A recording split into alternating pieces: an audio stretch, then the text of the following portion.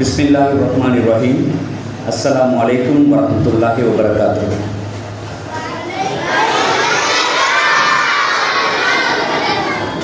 உங்களெல்லாம் சந்திக்கிறது ரொம்ப சந்தோஷமாக இருக்கிறது. என்னுடைய பேர் முகமது சன்சீர். நான் ஒரு விஞ்ஞான பாட ஆசிரியர்.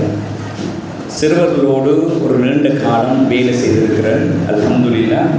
ஸோ இன்றைக்கி உங்களை எல்லாம் சந்தித்து சில விஷயங்களை பேசிக்கொள்கிறதுக்கு ரொம்ப ஆர்வமாக இருக்கிறேன். நாம் விஷயத்துக்குள்ளே போகிறதுக்கு முதல் உங்களுக்கெல்லாம் ஒரு ஃபைல் கையில் வழங்கப்பட்டிருக்கு இல்லையா? இந்த ஃபைலில் நீங்கள் பார்த்து சொல்லுங்கள், உங்களுக்கு அந்த ஃபைலில் பிடிச்ச ஒரு படம் அல்லது ஒரு சொல். அந்த ஃபைலில் முன்னுக்கு இருக்கிற ஏதாவது ஒரு படம்,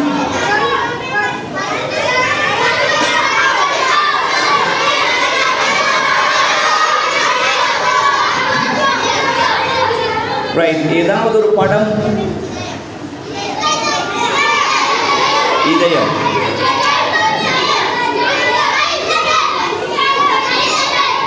ஸ்கை தமிழ். வேறு யாருக்காவது படம்,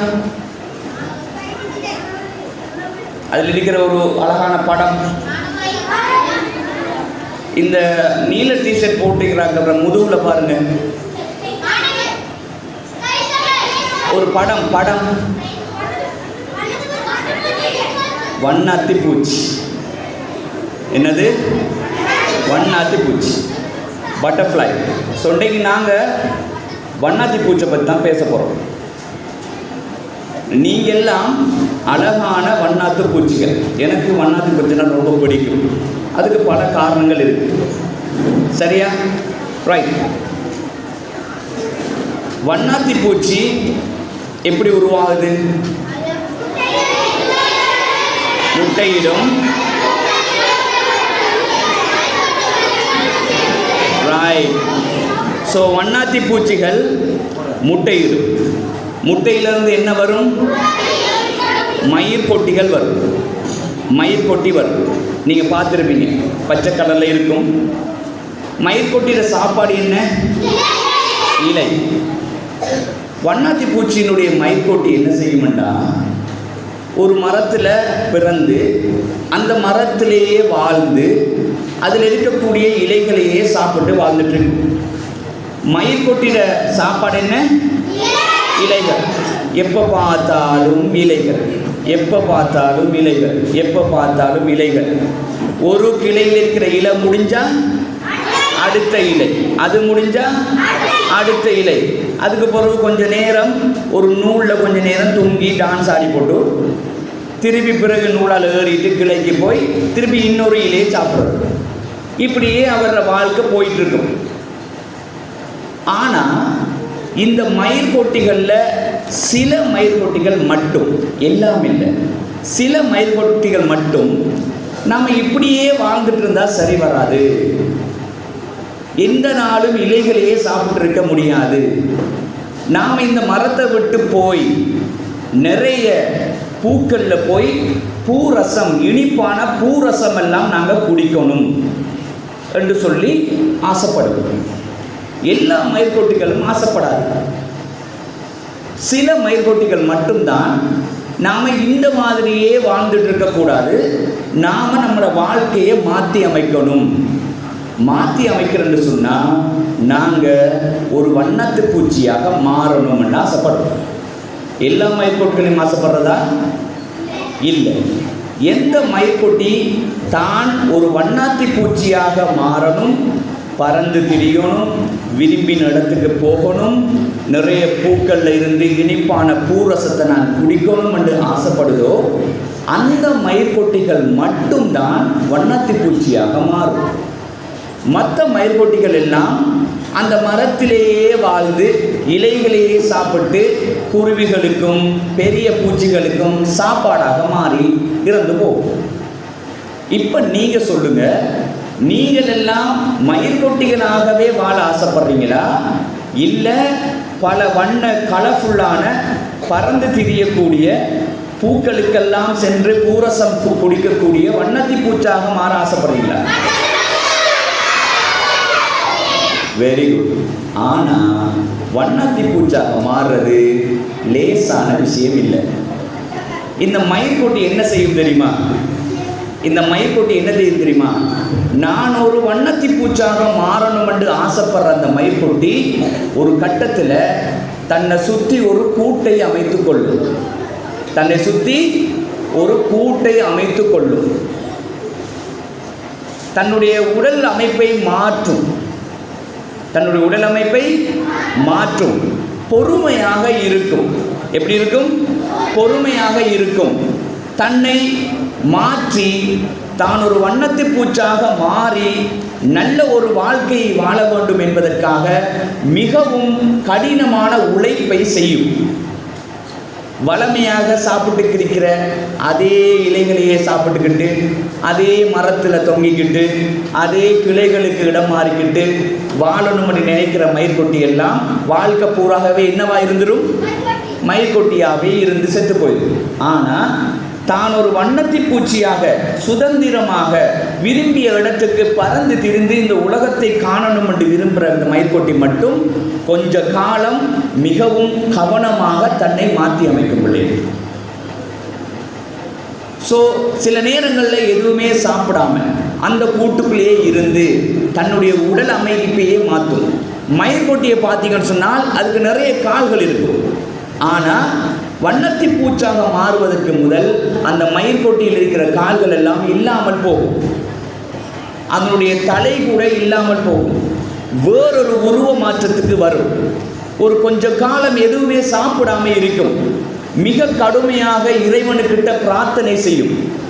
அப்படி இருந்து ஒரு குறிப்பிட்ட நாட்கள் வரை கடின உழைப்பை செய்ததுக்கு பிறகு ஒரு நாள் அந்த கூடு உடைந்து முதலில் கால்கள் வெளியே வரும். பிறகு மெல்ல மெல்ல மெல்ல அதனுடைய சிறகுகள் வெளியே வரும். பிறகு முழுசாக வெளியே வந்து பார்த்தா எப்படி இருக்கும்? நீங்கள் ஒட்டி இருக்கிற அந்த பேப்பரை எல்லாம் நான் ஒரு வண்ணத்து பூச்சி மாதிரி தான் அடுக்கலாம்னு ட்ரை பண்ணேன். பார்க்குறது வண்ணத்து பூச்சி மாதிரி இருக்கா? இருக்காது. நாங்கள் வண்ணத்தி பூச்சி மாதிரி பார்த்தா அது வண்ணத்தி பூச்சி மாதிரி தெரியும். மேலே 2 பிங்க் கலரில் 2 உணர்வும் இருக்குது, 2 ரெக்கைகள் இருக்கிற மாதிரி என்னால் முடிஞ்ச வரைக்கும் ட்ரை பண்ணியிருக்கிறேன். நாங்கள் ஒட்டும் போதே சரியாக ஒட்டி இருந்தால் வண்ணத்தை கொஞ்சமே செட் பண்ணிக்கலாம். எனவே தான் நீங்களும் இன்ஷா அல்லாஹ் படித்து உங்களுக்கு இருக்கக்கூடிய இன்னும் எத்தனை நாள் இருக்குது? இன்னொரு 20 நாட்கள் இருக்குது. தன்னை ஒரு வண்ணத்தி பூச்சாக மாற்றணும் என்று நினைக்கிற ஒரு பிள்ளைக்கு இந்த 20 நாட்கள் தாராளமாக காணும். 20 நாட்கள் தாராளமாக காணும். தேவையில்லாத விளையாட்டுக்களில், இந்த ஃபோனில், டிவியில் சுற்றி தெரியாமல் குந்தி தெரியாமல் நான் இன்ஷா அல்லாஹ் பரீட்சை எழுதி ஒரு நல்ல பெறுபேறை பெற்று நானும் இந்த ஊரில் ஒரு வண்ணாத்தி பூச்சியாக இருக்கணும், வளம் வரணும், என்னுடைய பெயரும் என்னுடைய முகமும் வரணும் என்று விரும்புகிறார்களுக்கு இருக்கிற 20 நாட்கள் என்னது காணும். அழகாக நாங்கள் ட்ரை பண்ணலாம். ஒவ்வொரு நேரத்தையும் கவனமாக யூஸ் பண்ணலாம். உங்களுடைய பரீட்சை பேப்பரை நான் பார்த்தேன். உண்மையை சொல்ல போனால் நீங்கள்லாம் என்ன விட கட்டிக்காரர்கள். உங்களுக்கு இருக்கிற நிறைய கேள்விகள் என்னால் கூட செய்ய முடியாது, ஆனால் உங்களால் செய்ய முடியும். ஏன்னா உங்களுக்கு நீங்கள் நிறைய விஷயங்களை உங்களுக்கு இந்த டீச்சர்ஸ் வந்து படிப்பிக்கிறாங்க. நீங்கள் நிறைய ஆப்டிடியூட் கேள்விகள், கணக்குகள் செய்கிறீங்க. அதெல்லாம் உங்களுடைய மூளைக்கு மிகவும் சிறந்தது. ஸ்காலர்ஷிப் பரீட்சை முடிஞ்சதுக்கு பிறகு அப்படி அதை விட்டு விடாமல் நீங்கள் தொடர்ந்து இன்ஷா அல்லாஹ் அந்த ஆப்டிடியூட் கேள்விகள் ஒரு நாளைக்கு 5 கேள்வியாவது தொடர்ச்சியாக செய்து வரணும். நீங்கள் தொடர்ச்சியாக செய்து வந்தால் நீங்கள் இன்ஷா அல்லாஹ் ஓலவலுக்கு வருகிற போது உங்களுடைய மூளை விருத்தி, உங்களுடைய கணின சிந்தனை, உங்களுடைய ஒரு விஷயத்தை பற்றி யோசிக்கிற ஆற்றல் எல்லாம் ரொம்ப அதிகமாக இருக்கும். உங்களுக்கு முதல் எக்ஸாம் எழுதின நிறைய பேர் கிரேட் 5 எக்ஸாம் முடிஞ்ச உடனே என்ன செஞ்சுருவாங்க? இந்த ஆப்டிடியூட் படிக்கிறதெல்லாம் அப்படியே விட்டுருவாங்க. நீங்கள் அப்படி விட்டு விடக்கூடாது. ஒரு நாளைக்கு எத்தனை ஆப்டிடியூட்? ஒரு 5 கேள்வி. கொள்ளைய தேவை. ஒரு நாளைக்கு ஒரு 5 கேள்வி படி செய்து வந்தால் ஒரு கிழமைக்கு எத்தனை வந்துடும்? 35 வந்துடும். ஒரு மாசத்துக்கு எத்தனை வந்துடும்?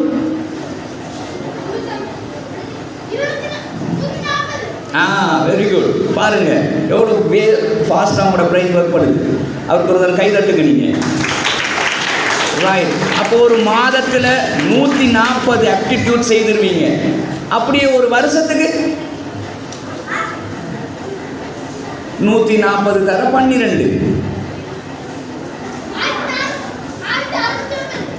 1140 10ஆல் பெருக்கினால் 1400 1680. சரியா? ரைட். அவருக்கு ஒரு தரம் கை தட்டுங்க. Very good. ஸோ ஒரு வருஷத்தில் 1680 ஆப்டிடியூட் கேர்ளி நீங்கள் செய்திருவீங்க. அப்படியே ஒரு 5 வருஷம் கிட்டத்தட்ட 6000 சொச்சம் ஆப்டிடியூட் கேர்ளி நீங்கள் செய்திருவீர்கள். அப்போ நீங்கள் ஓலெவல் படிக்கும்போது உங்களுடைய அந்த 8000 சொச்சம் வந்துடும். அப்போ உங்களுடைய ஓலெவலுக்கு வரும்போது உங்களுடைய மூளை வளர்ச்சி எல்லாம் ரொம்ப சிறப்பாக இருக்கும் இன்ஷா அல்லாஹ். எனவே தான் நீங்களும் நல்ல அழகான வண்ணாத்து பூச்சிகளாக வரணும்னு ஆசைப்படுறீங்களா? அப்படி நீங்கள் வரணும்னு ஆசைப்பட்டா என்ன செய்யணும்?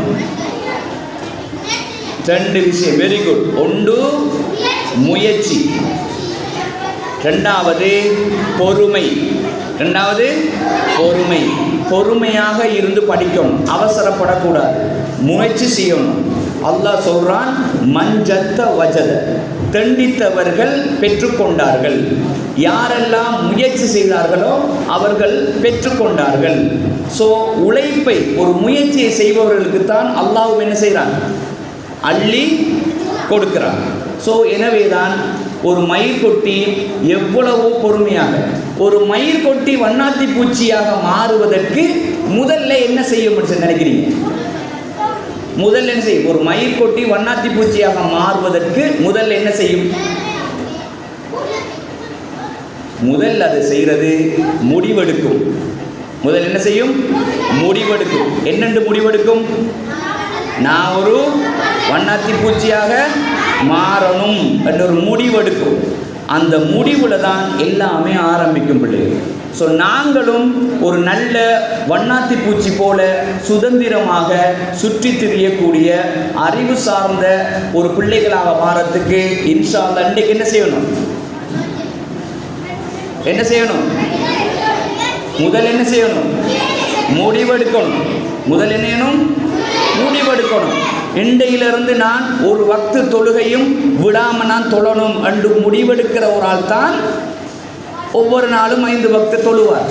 இன்றிலிருந்து நான் ஒரு நாளும் குர்ஆன் ஓதாமல் விடக்கூடாது என்று உறுதியான முடிவெடுக்கிற ஆள் தான் ஒவ்வொரு நாளும் குர்ஆன் எடுத்து வச்சு ஓதுவார்.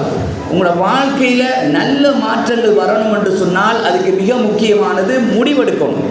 இன்ஷா அல்லாஹ் எல்லாரும் வண்ணாத்தி பூச்சியாக மாறுறதுக்கு முடிவெடுப்போமா? ரைட். ஸோ இது ஒரு விஷயம். 2வது உங்களுக்கு சொல்ல போகிற விஷயம், நீங்கள் எல்லாரும் இந்த சட்டை ஊசி என்று சொல்லக்கூடிய இந்த ஊசி பார்த்துருப்பீங்க, எல்லாருக்கும் தெரியும் இருக்குதானே? ரைட். இந்த ஊசியை பற்றி உங்களுக்கு என்ன தெரியும்?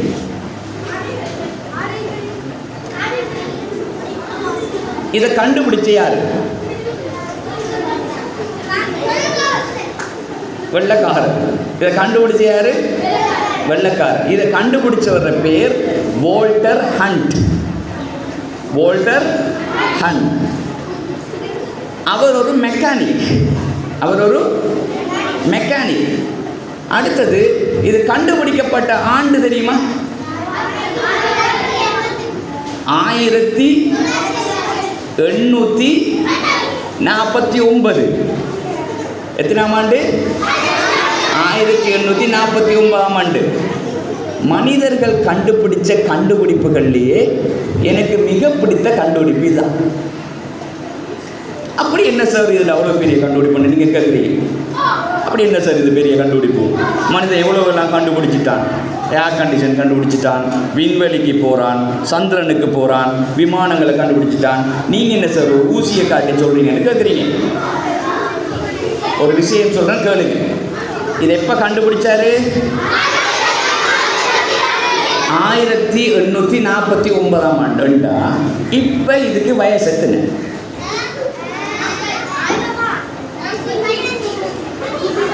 இப்போ இதுக்கு வயசு எத்தனை? 1849. இப்போ 2025. ஒரு கழித்தல். Very good. 170. கவனிங்க ரைட். 176 வயசு. அதில் என்ன சார் 176 வயசுன்னா என்ன சார் கேட்குறீங்க? ரைட். வோல்டஹன் இதை கண்டுபிடிக்கும் போது எப்படி இந்த ஊசியை செய்தாரோ அப்படியே தான் இன்றைக்கு வரைக்கும் இந்த ஊசி இருக்கு. இந்த ஊசியோட டிசைனில் எந்த மாற்றமும் இது வரைக்கும் வரல. செய்கிற மாற்றம் என்ன? ஒன்று இதை பெருசாக்குவாங்க, இல்லாட்டி சின்னதாக்குவாங்க, இல்லாட்டி கோல்ட் கலர் ஆக்குவாங்க, நிக்கல் ஆக்குவாங்க, வெள்ளி கலர் ஆக்குவாங்க, அல்லது இதுக்கு மேலே ஒரு பூவை வைப்பாங்க, அபாயாவில் குத்துவாங்க, தலையில் குத்துவாங்க. அதைத்தான் செய்யலாமே தவிர இந்த டிசைனில் எந்த மாற்றமும். அப்போ 176 வருஷமா ஒரு பொருள் மாறாமலே இருக்குண்டா ஏன் பிள்ளைய?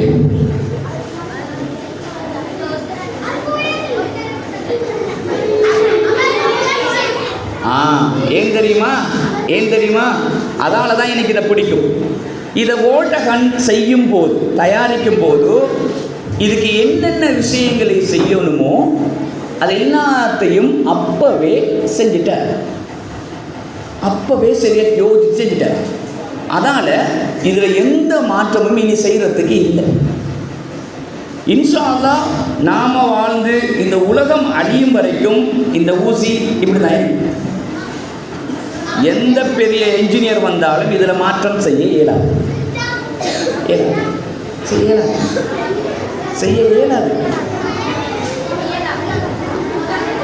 சரியா? ரைட்.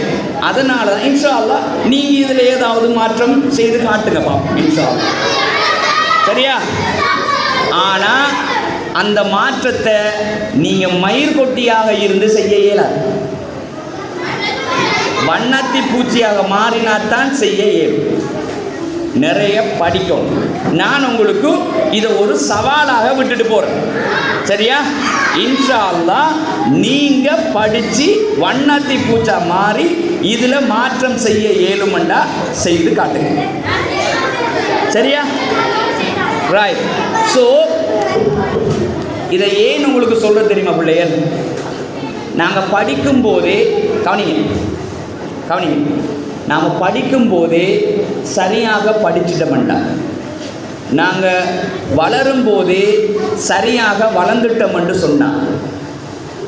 அல்லாஹ்வோட எங்களை தொடர்பை சரியான முறையில் பேணிக்கொண்டோம்னு சொன்னான். 5 நேர தொழுகையை தவறாமல் தொழுது வந்தார். அல் குர்ஆன அழகான முறையில் ஓதி வந்தார். அல்லாஹ்விட்டு நாங்கள் பிரார்த்தனை செய்துட்டு வந்தார். படிக்க வேண்டிய விஷயங்களை அந்தந்த நேரத்தில் சரியான முறையில் படித்து வந்தால் இன்ஷா அல்லாஹ் நீங்கள் எல்லாம் சிறந்த வண்ணாத்தி பூச்சிகளாக நிச்சயமாக அல்லாஹ் உங்களை மாற்றி தருவான். அல்லாஹ்வை நினைவு கூறாமல், தொழாமல், குர்ஆன் ஓதாமல் சும்மா படித்தா மட்டும் நாங்கள் அல்லாஹ்கிட்ட இருந்து பரக்கத்தான அறிவை பெற இயலாத பிள்ளைகள். இப்போ உங்களுக்கு எத்தனை வயசு? 10 வயசு. இமாம் ஷாஃபி ரஹ்மத்துல்லாஹி அலைஹி கேள்விப்பட்டிருக்கீங்களா? அவர் 7 வயதாக இருக்கும்போது குர்ஆனை பாடமாக்கிட்டார். எத்தனை வயசு? இப்னு சீனான்னு கேள்விப்பட்டிருக்கீங்களா? அவர் 12 வயதில் இருக்கும்போது ஒரு நோய்க்கு மருந்து கண்டுபிடிச்சிட்டார். இமாம் அபு ஹனீஃபான்னு கேள்விப்பட்டிருக்கீங்களா? அவர் 10 வயதாக இருக்கும்போது ஒரு பெரிய ஒரு மனிதர் கேள்விக்கு 3 கேள்விக்கு சூப்பரான பதில் கொடுத்து அவர் அப்படி வாயடைக்க வச்சுட்டார். அந்த கேள்வி என்னன்னு தெரியணுமா? ரைட். இமாம் அபூ ஹனீஃபா இருக்கிற சந்தர்ப்பத்தில் பாப்பாவோட இருக்கார். ஒரு ஒரு ரோமன் நாட்டை சேர்ந்த கிறிஸ்தவர் 3 கேள்விகள் கேட்குறார். சொல்கிறாரு, உங்களுக்குள்ள யாருக்காவது 7 மண்டா இந்த 3 கேள்விக்கு விட சொல்லுங்க பாப்பமண்டா. முதலாவது கேள்வி கேட்டார், அல்லாவுக்கு முதல் யார் இருந்தார், என்ன இருந்ததுன்னு கேட்டார். அல்லாவுக்கு முதல் என்ன இருந்தது? அதுக்கு அவருக்கு விட கொடுக்கணும். இரண்டாவது கேட்டார், அல்லாஹ் எங்க பார்த்துட்டு இருக்கான், அவன் அல்லாட பார்வை எங்க பார்த்துட்டு இருக்கான் இப்பன்னு கேட்டான். அல்லாட பார்வை எங்க இருக்குன்னு கேட்டார். மூணாவது கேட்டார், அல்லாஹ் இப்ப என்ன செஞ்சுட்டு இருக்கான்னு கேட்டார். சபையில் இருந்த ஒருத்தருக்கும் விட தெரியல. அப்ப இமாம் அபூ ஹனீஃபா வாப்பாட்ட கேட்டார், பாப்பா எனக்கு விட தெரியும், நான் சொல்லட்டா? அவரை ஒழுக்கத்தை பாருங்க. அவர் பாஞ்சுழுந்து போகல. அவர் யார்கிட்ட அனுமதி கேட்குறார்? வாப்பா கிட்ட அனுமதி கேட்குறார். எனக்கு விட தெரியும் பாப்பா, நான் சொல்லட்டா? பாப்பா சொல்கிறார், மானம் மரியாதை போக பார்க்குது. ஒரு கேள்வியை கேட்டுட்டு 7 மண்டா சொல்லுங்கடா அப்போ மட்டும் நிற்கிறாரு. இந்த இடத்துல விட சொல்லாட்டி நமக்கு அவமானம், நீங்கள் போய் சொல்லுங்க மகன் அப்படின்னு சொல்கிறார். அப்போ இமாம் அபூ ஹனீஃபா எழுப்பி அந்த நபர்கிட்ட சொல்கிறாரு, நீங்கள் 10ல் இருந்து பின்னோக்கி எண்ணுங்கன்னு சொல்கிறார். 10, 9, 8, 7, 6, 5, 4, 3, 2, 1 நின்றுட்டார். அப்போ அவர் கேட்டார், அப்போ 1க்கு முதல் என்ன இருந்தது? 1க்கு முதல் ஒன்றுமே இல்லை. அதே மாதிரி தான் அல்லாவுக்கு முதல் ஒன்றுமே இல்லை அப்படின்னு சொன்னார். எப்படி? ரெண்டாவது கேள்வி, அல்லாஹ் எங்கே பார்த்துட்டு இருக்கான்னு கேட்டார். அவர் சொன்னார், ஒரு ரூமில் நீங்கள் ஒரு மெழுகுதிரியை கொளுத்தி வைத்தால் அதனுடைய வெளிச்சம் எந்த பக்கம் அடிக்கும்னு கேட்டார். வந்த ரோமர் சொன்னார், அதனுடைய வெளிச்சம் எல்லா பக்கமும் இருக்குமாட்டார். அதே மாதிரி தான் அல்லாஹ்வுடைய பார்வை எல்லா இடத்திலும் இருக்கிறதுன்னு சொன்னார். மூணாவது கேள்வி என்ன? அல்லாஹ் இப்போ உங்களோட அல்லாஹ் இப்போ என்ன செஞ்சுட்டு இருக்கான்னு கேட்டார். அப்போ இமாம் அபூ ஹனீஃபா அப்போ 10-11 வயது சிறுவன் சொன்னார், நீங்கள் மேலே இருந்து கேள்வி கேட்குறீங்க, நீங்கள் கீழே வாங்க, நான் இப்போ மேலே விட சொல்கிறேன். சரி வாங்கன்னு சொல்லிட்டு அவர் கீழே இறங்கிட்டு வந்தால் இவர் மேலே இறங்கிட்டு போய் சொன்னார், இப்போ அல்லாஹ் என்ன செய்து கொண்டிருக்கான் தெரியுமா? இஸ்லாத்தை பற்றி தெரியாத ஒரு ஆளை கீழே இறக்கி இஸ்லாத்தை பற்றி தெரிஞ்ச ஒரு ஆளை மேலே ஏற்றிருக்கான்னு சொன்னார். கைதாட்டணும்.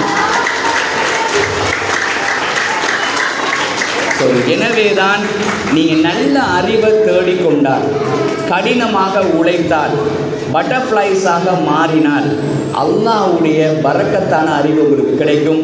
நீங்களும் சிறந்த சந்ததிகளாக இன்ஷா அல்லாஹ் வரலாம். ஸோ இப்போ எல்லாருக்கும் பட்டர்ஃப்ளையாக விருப்பமா?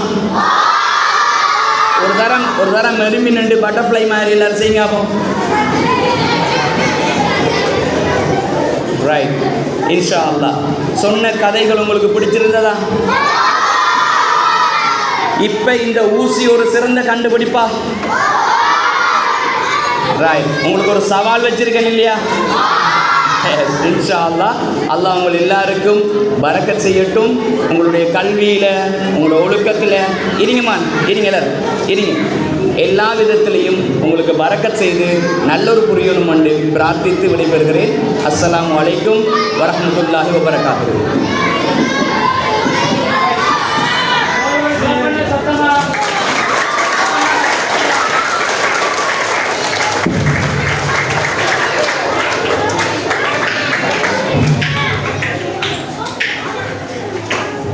Bismillahirrahmanirrahim. In the name of Allah, the most gracious, the most merciful. அனைவருக்கும் அஸ்ஸலாமு அலைக்கும் வரஹ்மத்துல்லாஹி வபரகாத்துஹு.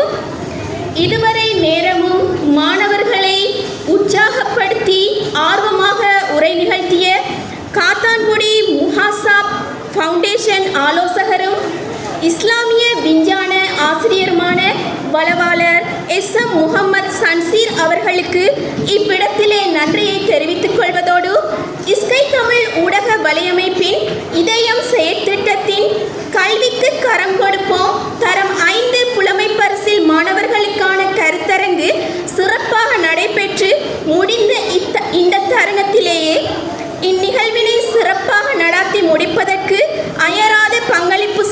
அனைவருக்கும் நன்றிகளை தெரிவித்துக் கொள்வதோடு ஏறாவூர் மண்ணிலே இந்நிகழ்வை செய்வதற்கு ஒத்துழைப்பை வழங்கி ஏற்பாடுகளை செய்து தந்த ஸ்கை தமிழ் ஊடக பணிப்பாளர் JM பாசித் சார் அவர்களுக்கும் நன்றியை தெரிவித்துக் கொண்டு விடைபெறுகின்றேன். அடுத்து நிகழ்ச்சியை தொகுத்து வழங்குவதற்காக சகோதரி சிம்ரா அவர்களை அழைக்கின்றேன். Thank you so much.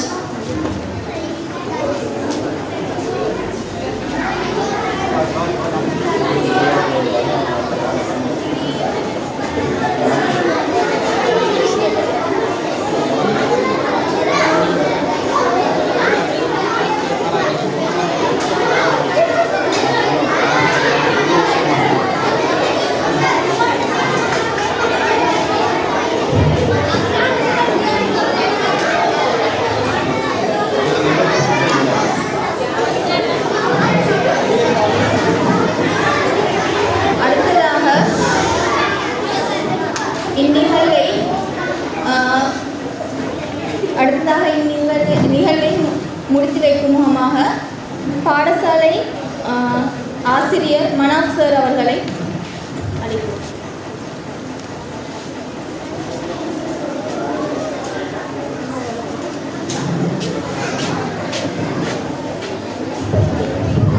பிஸ்மில்லாஹிர் ரஹ்மானிர் ரஹீம். அளவற்ற அருளாளன், நிகரற்ற அன்புடையோன், ஏகவல்லோன், இறையோனின் புகழ்நாமம் கொண்டு தொடங்குகின்றேன். அல்ஹம்துலில்லாஹ். ஸ்கை தமிழ் இதயம் கல்விக்கு கரம் கொடுப்போம் 2025 செயற்திட்டத்தின் கீழ் எமது ஏறாவூர் அரஃபா வித்தியாலயத்தின் தரம் 5 புலமைப்பரிசில் பரீட்சை மாணவர்களுக்கான இலவச வழிகாட்டல் கருத்தரங்குகளை மிக சிறப்பான முறையில் மிகவும் சந்தோஷமாக எங்களுடைய மாணவர்களுக்கு செய்தமையிட்டு நான் முதற்கண் அல்லாஹ்வுக்கும் இந்த நிகழ்வுகளை எமது பாடசாலைக்கு கொண்டு சேர்த்த இதற்கு உறுதுணையாக இருக்கின்ற ஸ்கை தமிழ் மீடியா நெட்வொர்க்கினுடைய பணிப்பாளர் மதிப்புக்குரிய எங்களுடைய பாசித் சார் அவர்களுக்கு நான் முதற்கண் எமது பாடசாலையின் அதிபர், ஆசிரியர்கள், இந்த மாணவ செல்வங்கள் அவர்களின் பெற்றார்கள் சார்பாக மிக மிக மனமார்ந்த நன்றிகளை தெரிவித்துக் கொள்வதில் மிக்க மகிழ்ச்சி அடைகின்றேன். அடுத்ததாக இந்த நிகழ்வை எமக்கு பெற்றுத்தந்த ஸ்கை தமிழ் மீடியா நெட்வொர்க்கின் செய்தி பிரிவுக்கு பொறுப்பாக இருக்கின்ற திருமதி சிம்ரா ஆசிம் அவர்களுக்கு முதற்கண் நமது மனமார்ந்த நன்றிகளை தெரிவித்துக் கொள்கின்றோம். ஏனெனில் அவர்தான் நம்மளை முதலாக தொடர்பு கொண்டு இந்த நிகழ்வை உங்களது அரபா பாடசாலையில் மிகவும் சிறப்பாக செய்ய வேண்டும் என்று கேட்டுக்கொண்டார்கள். அதற்கடுத்ததாக நான் அதிபர் அவர்களிடம் தொடர்பு கொண்டு இந்த சந்தர்ப்பத்தை நமக்கு பெற்றுத்தந்த இந்த சிம்ரா ஆசிம் அவர்களுக்கு முதலில் மனமார்ந்த நன்றிகளை தெரிவித்துக் கொள்கின்றேன். அடுத்ததாக இந்த நிகழ்வின் கதாநாயகன் என்றே சொல்ல வேண்டும். சிம்ரா ஆசிம் அவர்கள் எங்களுடைய பாடசாலையின் பெயரையும் என்னுடைய தொடர்பு இலக்கத்தையும் கொடுத்த பின்னர் என்னை விடவே இல்லை அந்த மனுஷன். அவர்தான் பஹாட் ஜுனைட் சார். அவருக்கு ஒரு கிளப் பண்ணுங்க சத்தமா. Right, thank you. இந்த பஹாட் ஜுனைட் சார் அவர்கள் ஸ்கை மீடியா நெட்வொர்க்கின் செய்தி முகாமையாளர், நியூஸ் மேனேஜராக இருக்கிறார். அவர் சின்ன பிள்ளையை போல எனக்கிட்ட அடிக்கடி கால் பண்ணி, சார் இந்த நிகழ்ச்சியை நல்லா செய்யணும் சார், இப்படியெல்லாம் செய்யணும் சார், ஒவ்வொரு வாய்ஸ் கட், ஒவ்வொன்றுக்கும் ஒவ்வொரு விஷயம் கேட்டார். அடுத்த ஆக குறைஞ்ச விஷயம், இந்த நேற்று பின்னரம் அவர் எமது பாடசாலைக்கு அவரது மனைவி பிள்ளைகளோட கூட்டிட்டு வந்து இவ்விடத்தை உட்கார்ந்து இதை இப்படித்தான் செய்யணும் சார் என்று சொல்லி மிகவும் A to Z வழிகாட்டலுடைய தந்தமைக்காக நாங்கள் அவருக்கு மிகவும் நன்றியுடையவர்களாக இருக்கின்றோம். அத்துடன் இந்த நிகழ்வுக்கு பிரதி முகாமையாளர் ஸ்கை தமிழ் மீடியா நெட்வொர்க் ஜனாப் ஜாபிர் மௌரூப் அவர்களுக்கும், அதே போன்று இந்த நிகழ்வுக்காக காத்தாங்குடியிலிருந்து வருகையிலிருந்து இவ்வளவு நேரம் எங்களோடு இருந்து பேசிக்கொண்டிருக்கின்ற சிரேஷ்ட ஊடகவியலாளர் ஜனாப் மதியன்பன் என்று சிறப்பாக அழைக்கப்படும் மஜீத் சார் அவர்களுக்கும் எமது பாடசாலை சார்பாக மனமார்ந்த நன்றிகளை தெரிவித்துக் கொள்கின்றோம். அத்துடன் இந்த மாணவர்களுக்கு உளவளத்துணை ஆற்றுப்படுத்துகை ஒன்றை செய்து இந்த மாணவர்களை உற்சாகப்படுத்திய எங்களுடைய காத்தாங்குடி ஹிந்துரியா மகாவித்தியாலயத்தில் கற்பிக்கின்ற ஆசிரியர் ஜனாப் சன்சேசர் அவர்களுக்கும் எங்களது பாடசாலை சார்பாக மனமார்ந்த நன்றிகளை தெரிவித்துக் கொள்கின்றோம். அடுத்ததாக இந்த ஸ்கை மீடியா ஊடக வலையமைப்பின் அறிவிப்பாளர்களான திருமதி பெனாசிஸ் சிப்னா, அதே போல சிஹானா, அதே போல ஏனையோர் இடத்திற்கு போய் சென்று விட்டார்கள். அவர்கள் அனைவருக்கும் எமது பாடசாலையின் அதிபர், ஆசிரியர்கள், இந்த மாணவர்கள், பெற்றார்கள் சார்பாக எங்களது மனமார்ந்த நன்றிகளை தெரிவித்துக் கொள்வதை முக்கியமாக சொல்கின்றோம். அதே போன்று என்னோடு தோளோடு தோள் நின்று இந்த நிகழ்வுகளை சிறப்பாக நடத்த வேண்டும் என்று எனது சக 2 ஆசிரியர்கள் திருமதி யுஎல் யஹ்யா, அதே போன்று திருமதி ஏ பௌசானா ஆசிரியர்களுக்கும் எங்களது மனமார்ந்த நன்றிகளை தெரிவித்துக் கொள்வதுடன் இந்த நிகழ்வை இனிது சிறப்பாக நடத்தி முடிப்பதற்கு சகல வழிகளிலும் எங்களுக்கு ஒத்துழைப்பு வழங்கிய அனுசரணையாளர்கள் இல்லை என்றால் இந்த நிகழ்ச்சியே இல்லை. ஏனென்றால் அவர்கள்தான் 50-60,000 ரூபாய் காசு செலவழித்து இந்த நிகழ்ச்சியை செஞ்சிருக்கிறாங்க. ஆகவே அந்த வகையில் எங்களுடைய அனுசரணையாளர்கள் அனைவருக்கும் எங்களது மனமார்ந்த நன்றிகளை தெரிவித்துக் கொண்டு இந்த பிள்ளைகளுக்காக, இந்த பிள்ளைகளின் அறிவில் தேடலுக்காக இப்படி ஒரு ஊக்கமும் உற்சாகமும் தந்தமைக்காக ஸ்கை தமிழ் மீடியா நெட்வொர்க் நிறுவனத்தின் அதன் பணிப்பாளர், அதனுடைய பிரதிப்பணிப்பாளர், செய்தி முகாமையாளர், அதன் அறிவிப்பாளர்கள் சகலருக்கும் எமது பாடசாலையின் அதிபர், ஆசிரியர்கள் சார்பாக மனமார்ந்த நன்றிகளை தெரிவித்துக் கொண்டு விடைபெறுகிறேன். ஜஸாக்குமுல்லாஹ் ஹைர். Thank you very much.